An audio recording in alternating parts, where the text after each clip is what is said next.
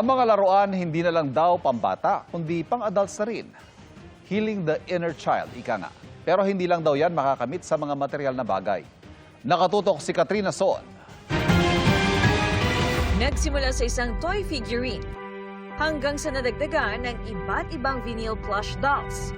Ngayon, hindi na raw mabilang ng 34-year-old na si Joanna Eliza Rodela ang kanyang koleksyon.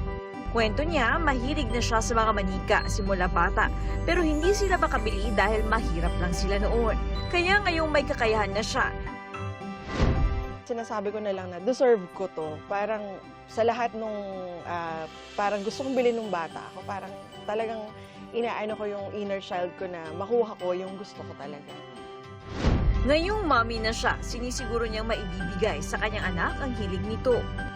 Pagka mag-school siya, gano'n, tapos meron siyang mga good grades, so ayun, na-inspired siya na pumasok.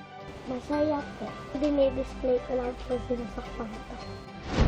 Ang mga toy figurines na ito at mga vinyl plush dolls tulad nito ay ilan lamang sa kinokolekta ng ating mga kababayan para ma-heal ang ikangay tinatawag nila na inner child.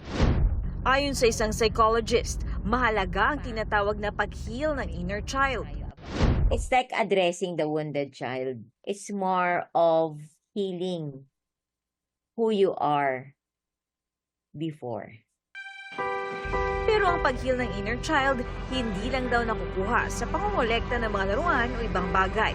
Maaari rin daw itong mga karanasan o kaya ay hobbies o interests. It goes beyond material things eh. It is on the aspect of making you happy. You have to place your inner child in a safe place. Diba? Napaka-meaningful nun.